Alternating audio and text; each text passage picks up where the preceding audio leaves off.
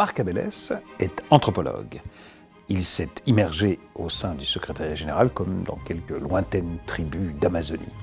Et il nous livre en quelque sorte son rapport d'étonnement. Alors c'est étonnant et détonnant.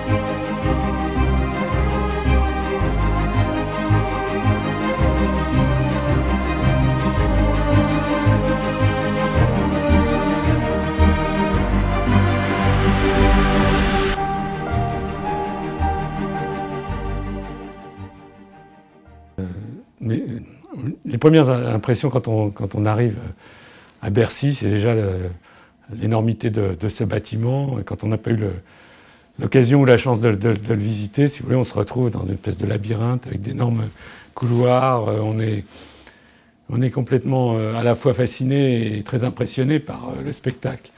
Et on finit par atterrir quand même dans des bureaux avec des très très longs couloirs, et ça c'est déjà une impression forte.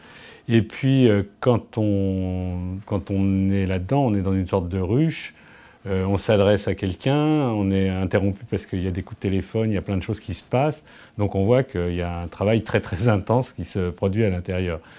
Et puis par ailleurs, ce qui est aussi assez fascinant, c'est la manière dont ça communique finalement, malgré ces distances assez considérables, comment les gens arrivent à communiquer, à s'informer, et là en plus pendant une période qui était assez compliquée, puisque avec le Covid évidemment ça facilitait pas les contacts, si j'ose dire.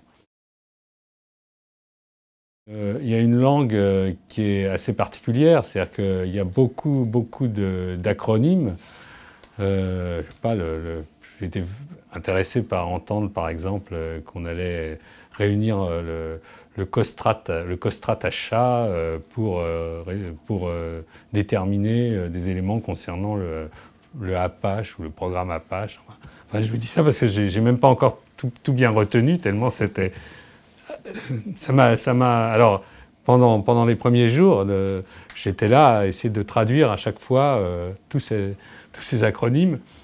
Et puis peu à peu, on finit par accrocher au truc, et c'est un peu, ça me faisait penser à un travail que j'avais fait en Éthiopie il y a assez longtemps, dans une société où effectivement il fallait absolument que je comprenne, et je n'avais pas tellement de repères. Et une partie de mon travail a consisté à faire cette sorte de traduction. Alors là, c'est plus facile, et en même temps, c'est plus impressionnant parce qu'on n'a pas l'habitude en fait d'être immédiatement, disons, immergé dans ce langage, quoi. Il y a différents, je dirais, différents régimes de temporalité. Il y a un régime de temporalité qui correspond à ce que mon collègue François Hartog, l'historien, a appelé le présentisme. Et on peut dire qu'au secrétariat général, on est vraiment dans le présentisme. On n'a pas le temps de s'ennuyer. Il se passe toujours quelque chose et il faut réagir justement en temps réel. Donc on est un petit peu le nez sur le guidon, ça c'est une première observation qu'on peut faire.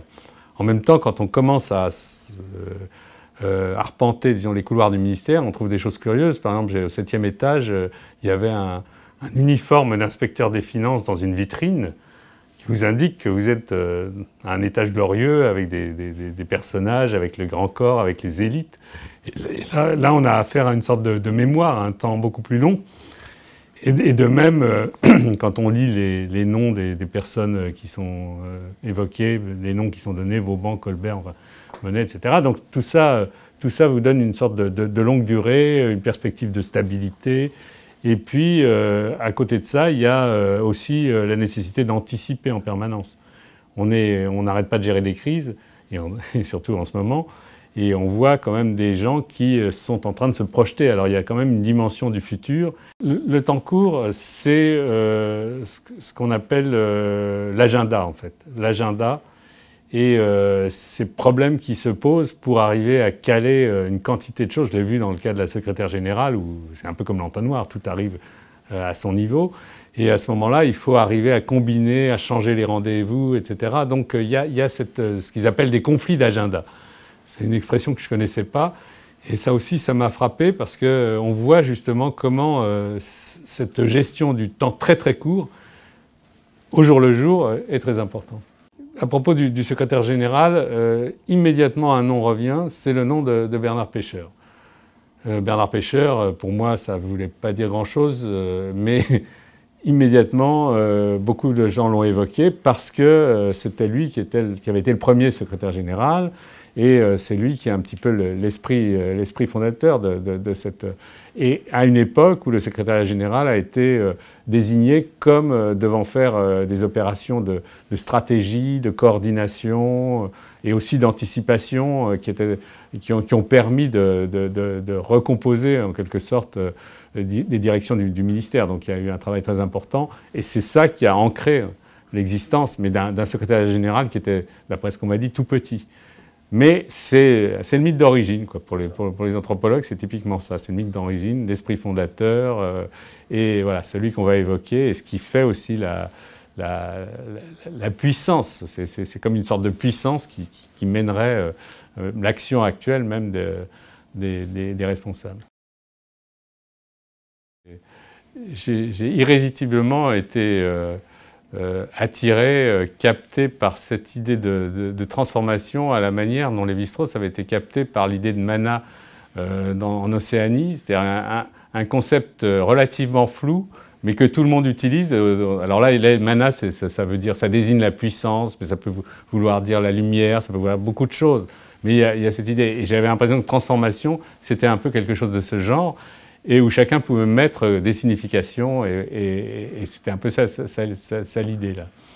Ce que Lévi-Strauss appelle le signifiant flottant. Et là, on explique qu'effectivement, aujourd'hui, il faut adapter cette administration, la rendre plus performante. Alors, qu'est-ce que ça concerne? Alors, il y a à la fois le ministère dans sa totalité, il y a les directions générales en tant que telles, et puis il y a le secrétariat général. Et le secrétariat général s'est fixé comme tâche, depuis quelques années, d'engager une sorte de transformation qui donne plus de performance à l'action du ministère.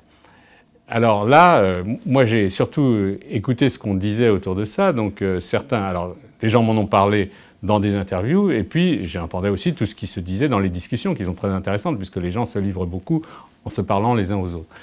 Et il y avait finalement au moins deux interprétations de la transformation. Il y a des gens qui disaient la transformation, ça va dans le sens d'un renouvellement du management, dans un souci de meilleure performance, et avec tous les éléments, tous les ingrédients du management moderne.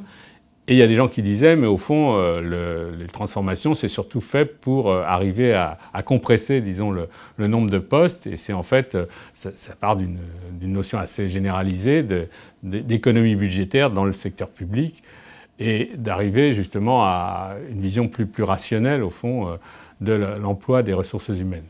Deux interprétations qui sont quand même assez différentes et on sent quand même qu'elles sont un peu en tension. Et puis il y a une troisième interprétation qui m'a semblé intéressante, qui était une interprétation en termes d'anticipation, en disant finalement ce qui manque aujourd'hui au secrétariat général, et ce qu'il avait sans doute justement au début, c'est la capacité à être stratège. Et la transformation, ça serait de le rendre plus stratège et d'avoir, comme dit la secrétaire générale, du temps de cerveau, d'avoir plus de temps de cerveau, de pouvoir ne pas avoir le nez sur le guidon, et ce qui est un petit peu dû au fait que le secrétariat général assume des fonctions support.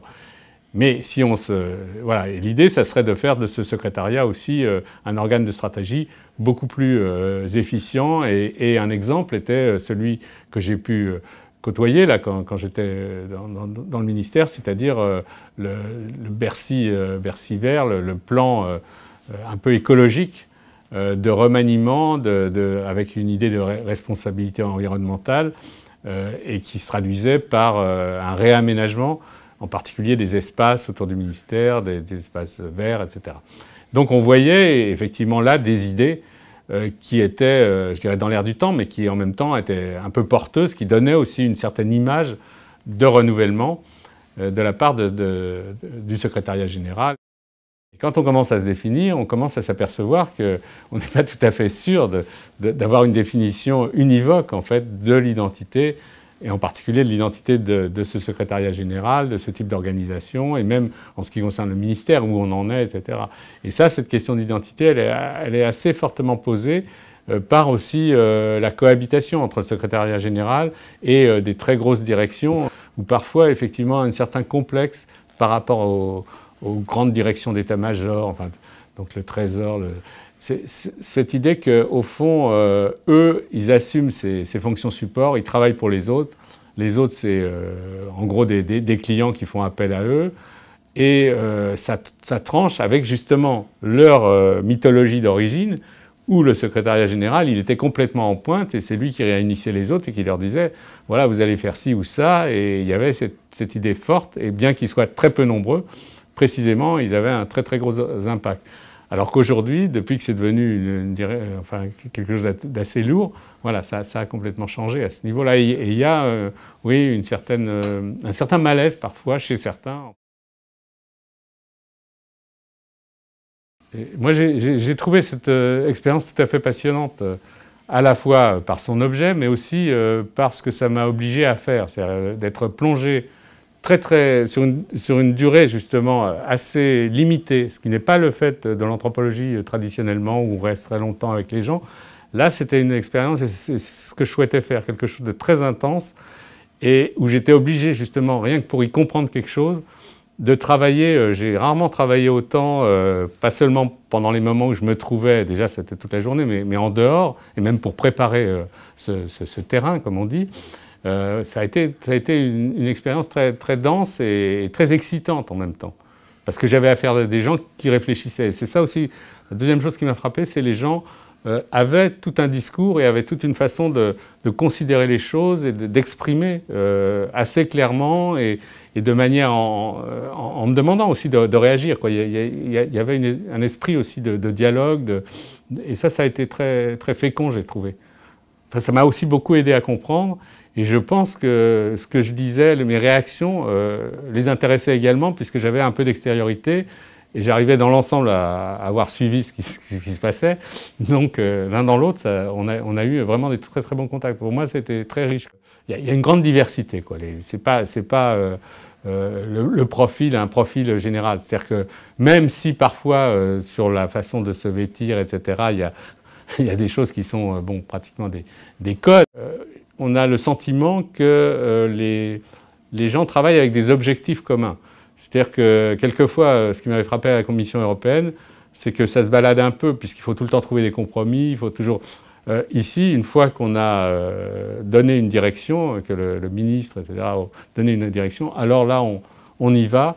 Et il y a cette... et ça, c'est assez intéressant, enfin, c'est assez stimulant pour l'observateur. C'est-à-dire qu'en même temps, un certain nombre de différences sont complètement gommées si c'est nécessaire, et ça fonctionne, quoi.